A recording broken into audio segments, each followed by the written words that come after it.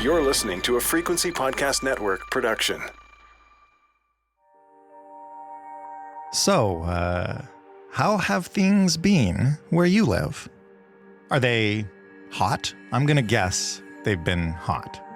Global temperatures keep breaking records this week, highlighting the extremity of this year's summer in the northern hemisphere. It is extreme. The amount of sea ice around Antarctica is now at the lowest levels ever recorded at the end of June. The National Oceanic and Atmospheric Administration reported this week that ocean surface temperatures spiked in April and May to the highest levels recorded since the 1950s. This could have dangerous consequences. Canada's wildfire season is now officially the worst ever recorded. It's only going to get worse as peak fire season continues. The past several weeks have seen record-breaking, basically record-breaking everything to do with climate. From temperatures to sea ice to warm waters, fires, and heat domes. Things out there, not great. But listen, we wouldn't be doing another climate episode just to tell you that. The Earth, as you know, has been steadily warming, so some degree of record-breaking is to be expected. At least until we turn this thing around. No, the reason these records are news is because they are outliers. Because experts who have watched the gradual increase of these indicators for years are warning us that the increases aren't gradual anymore. They are jumping off the charts in ways that simply weren't expected to happen yet. The warning lights, in other words, are blinking red, and we seriously may not know what we're in for over the years to come. Our current predictions, dire as they are, might not be good enough.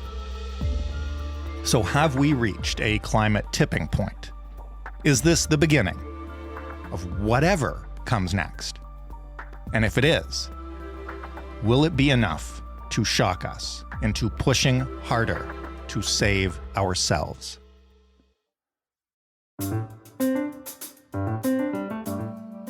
I'm Jordan Heath Rawlings. This is The Big Story. Catherine Abreu is the founder and executive director of Destination Zero. She is also a member of Canada's Net Zero Advisory Body. Hello, Kat. Hi, how are you? I'm a little scared these days. Are you scared? Yeah, I'm definitely feeling the apocalyptic vibes of this summer right now, for sure.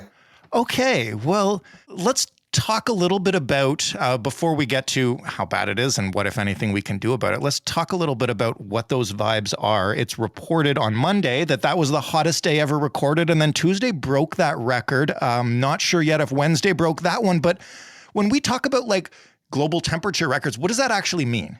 So what we're talking about is the global average temperature. This is taking into account all the regions of the planet, right? So we're looking at the average temperatures across the northern hemisphere as well as the southern hemisphere. On Tuesday, average global temperatures were 17.18 degrees Celsius. That broke the previous record, which was the day before's record of 17 degrees Celsius. And prior to that, the record was set in 2016, just above 16 degrees Celsius. So that's the level of warming that we're talking about, of warmth that we're talking about around the world. And for comparison, the average global temperature that we should be at, where we were at for most of the 20th century, for instance, is around 14 degrees Celsius. And even that 20th century average is actually higher than it used to be because, of course, we started seeing some climate change last decade, or last century, I should say. I kind of mentioned this in the introduction, but, it's one thing to sort of break a record here and there as the world warms, and we've known for decades that that's what it's doing. Maybe that's to be expected. Were you surprised to see those headlines in particular? To be honest, I am not surprised to see those headlines. We know that 10 of the warmest years in the historical record have all occurred since 2010. So, it's not surprising that here we are in 2023 experiencing the warmest days that we've ever seen on the planet. And maybe let's unpack this word ever. What are we talking about here? Right. When we say ever, we mean this planet has not seen temperatures this high since the Eemian period, which was about 120,000 years ago. So really, throughout the whole course of our species, as we know it currently, we have not seen temperatures this warm on this planet. So the climate is continuing to warm. Governments are continuing to fail to take the level of action that's required. And fossil fuel companies are continuing to reap insane profits as they dig oil and gas and coal out of the ground. So it's not surprising that we've got the warmest days on record and that we're likely to see that record being beat this month. So there are records and then there are records. And what I mean by that is like what you just described, the planet continuing to warm, our actions being inadequate, oil and gas companies continuing to profit. That's an episode we could have and have made numerous times over the course of this podcast's life. But recently, over the past couple of weeks, a lot of experts have been saying things like all the warning lights are blinking red and we may have passed the tipping point. So what's been happening recently? What have we been seeing that sort of makes this more urgent than it may have been even 6 months or a year ago? So I think what we're all maybe realizing is the level of urgency that we have all actually been in for quite a number of years now. So I would say that the actual urgency hasn't increased. Mm-hmm. We have been experiencing this level of urgency for quite a while, but people's experience of the urgency is very felt. And I think a big part of why that is because this is happening everywhere all at once. So I should say that climate change is definitely a huge forcer of this extreme heat wave that we're seeing around the globe. It's compounded by the fact that we're in an El Nino year. And so we're experiencing the escalating impacts that come when climate change is the impacts of climate change are enforced by other naturally occurring events. And this is part of why scientists are really ringing the bell as well, because they're realizing that while many of our models have predicted some of the impacts that we're seeing all around the world right now, we're also seeing some potential for ecological collapse happening much faster than those models predicted. And why that is because of this compounding effect, because we're seeing how much climate change is being exacerbated when other crises, ecological crises, or other naturally occurring events really emphasize the impacts, the ongoing impacts of a warming world. Can you give me a couple of examples of what that would look like, just in terms of various things that we measure that all of a sudden are like, oh boy, this is picking up steam? Yeah, so this is the part of the question, right? So if we think about the Amazon, there have been predictions about the potential for us to lose much of the Amazon to forest fires. And, the Amazon, of course, the lungs of our planet, mm-hmm. Such a huge contributor to the very air that we all breathe every day. Previous studies that have looked explicitly or that have looked exclusively at impacts from climate change on the Amazon rainforest have suggested that we might see risks of runaway forest fires kind of taking away the majority of Amazon at about 4 degrees of warming. But scientists are now saying that if they take into account the compounding effects of deforestation, of water stress and degradation, of pollution of water sources from mining and other polluting industrial activities, then the breakdown of the Amazon comes a lot faster, comes much sooner than that 4 degrees of warming, and actually maybe starts to be a potential in the very near reality. And this is what scientists refer to as tipping points, places that we can't really come back from. And we're seeing that we might be approaching some of those tipping points much faster than originally planned.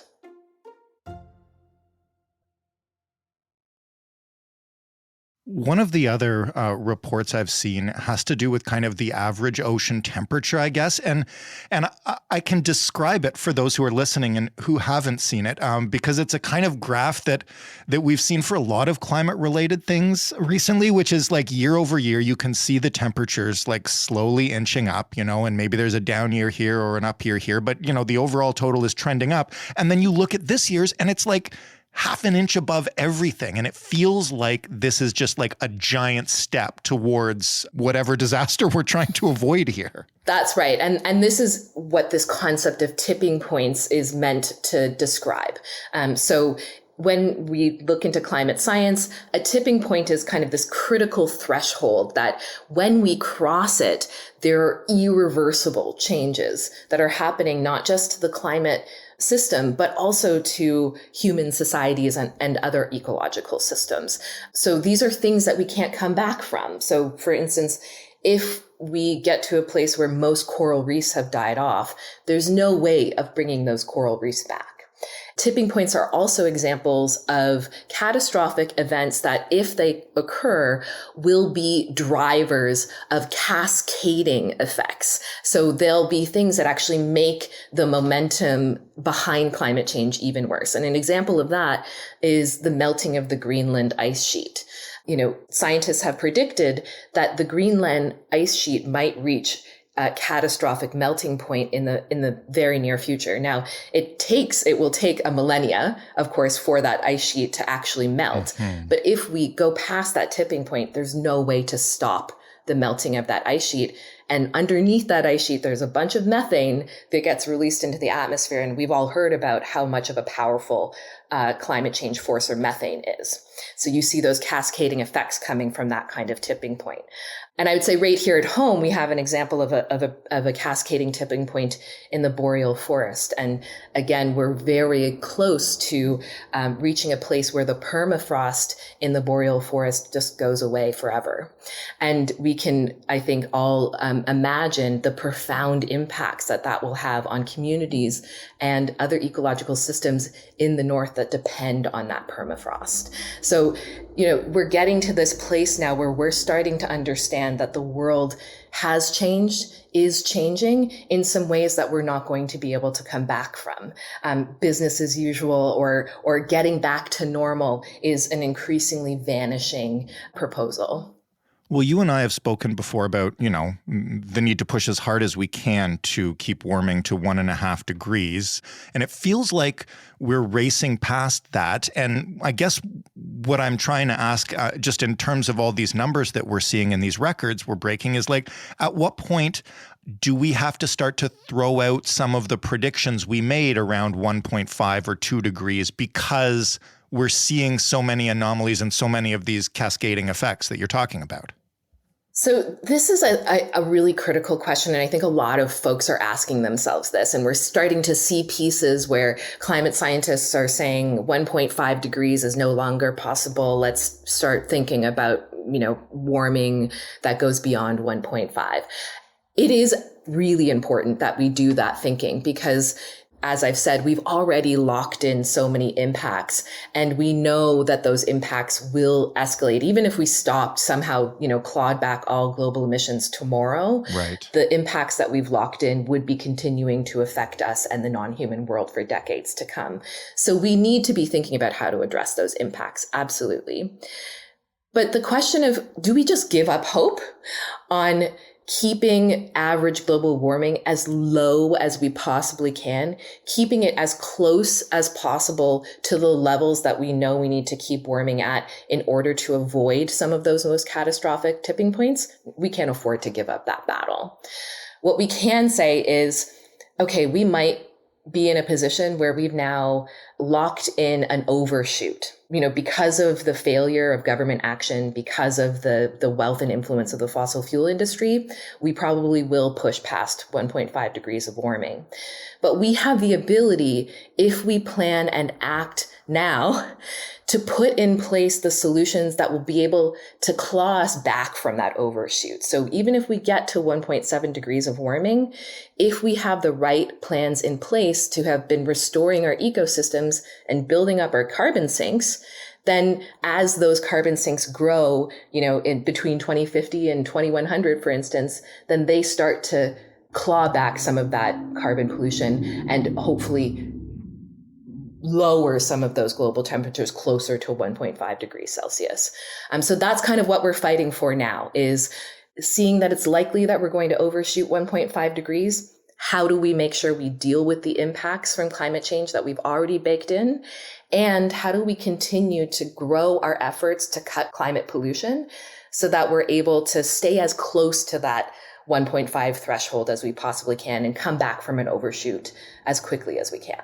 Let's talk about how we engage people in that fight then, because it really feels to me like this is a pretty critical time for that. I think this summer, and maybe I'm speaking only for people in Southern Ontario, but also parts of Quebec and certainly Western New York and other places that have not really dealt so hard with the smoke from forest fires before. And it's a sign that is right in your face of just how the world is changing. And it feels like, speaking of tipping points, I guess, it feels like the average person seeing all this has two options. And one is to get like mad as hell and fight for it. And the other one is to be like, shit, it's already here, and give up. How do we navigate that battle?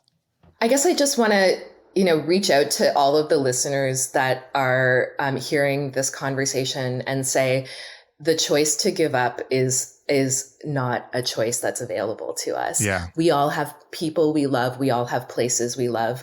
And in 2023, loving those people and loving those places means taking the threat of climate change seriously and doing everything we can to confront that threat. And I think a lot of people are feeling that pretty deeply. The hopelessness comes in when we ask ourselves, how do we confront that threat?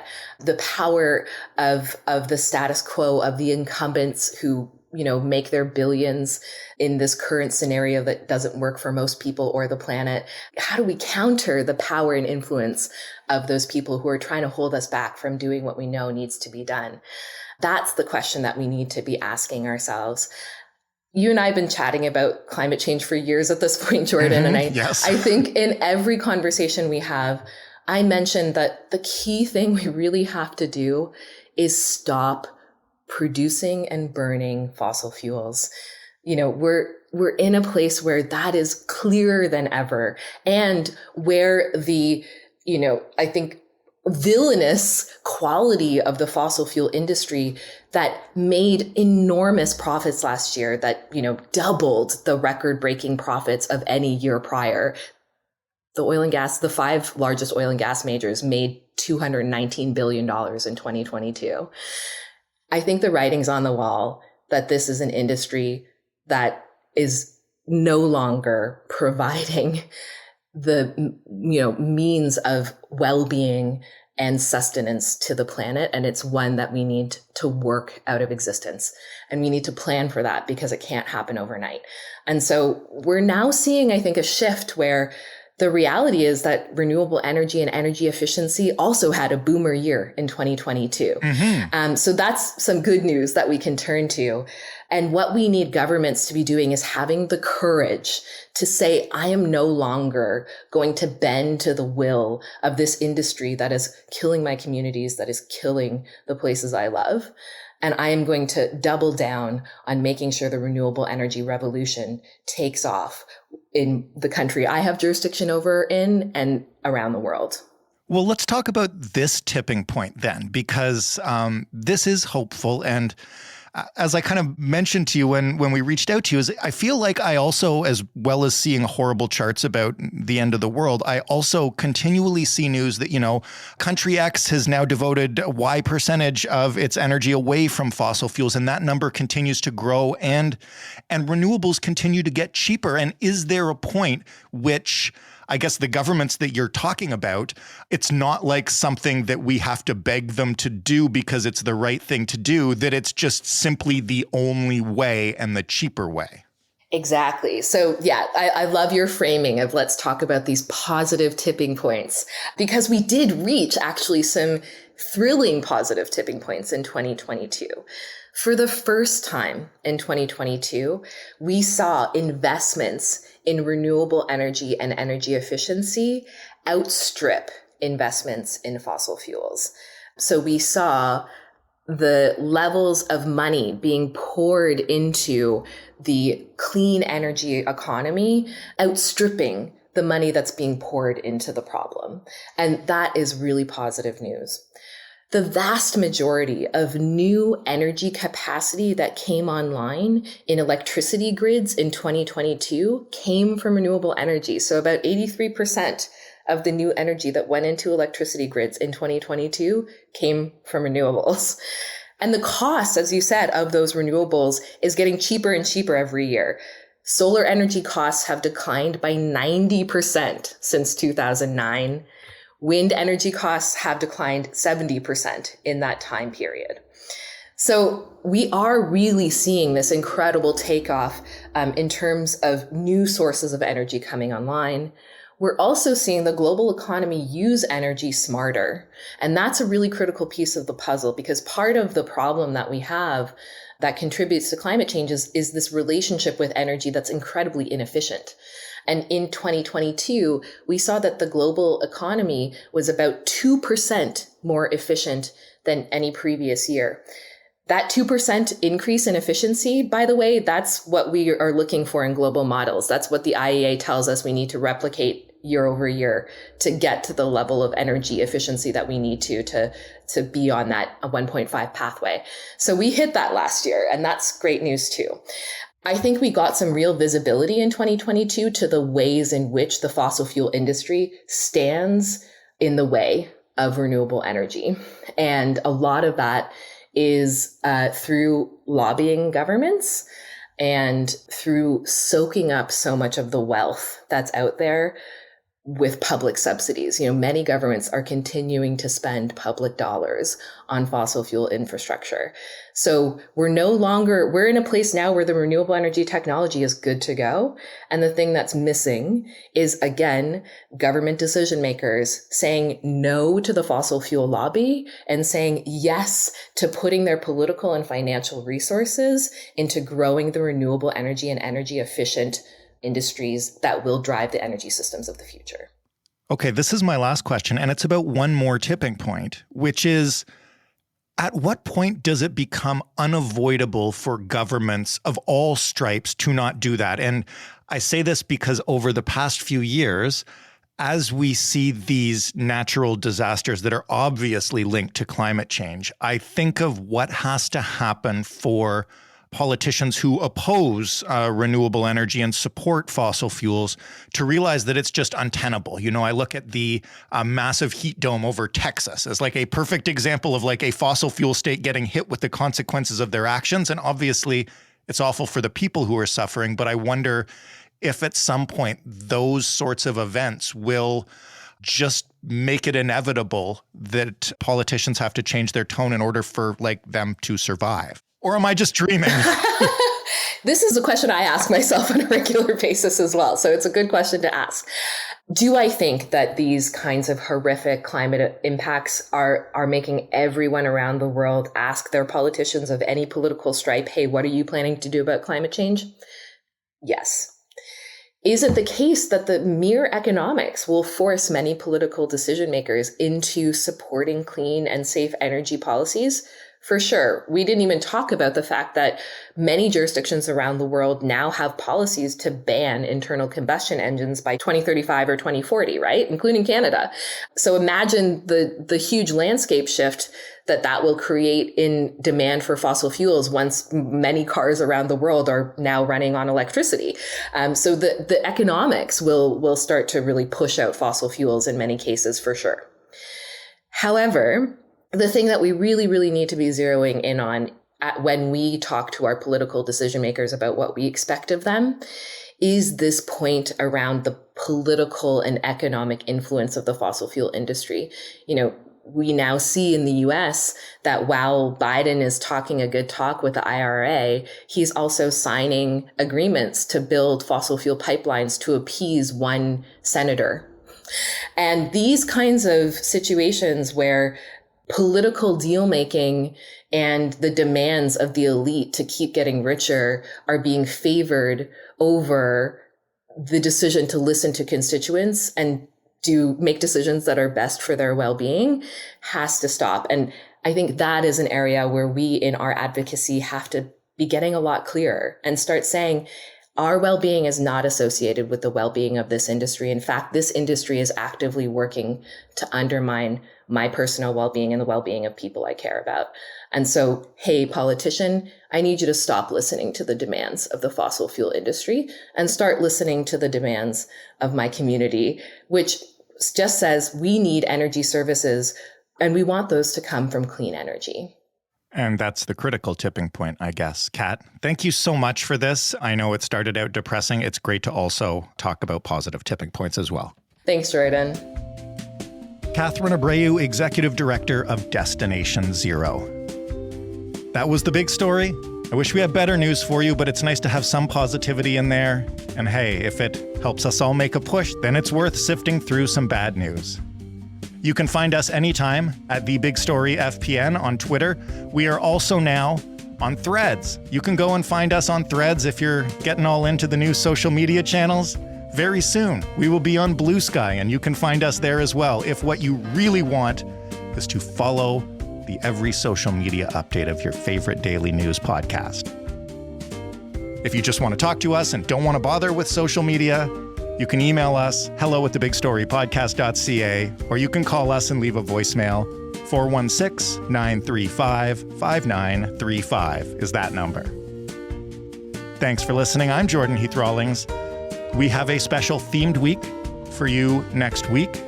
It is for all of you who call us too Toronto-centric or too city-centric in general. We're going on some trips. Thanks for listening, and we'll talk Monday.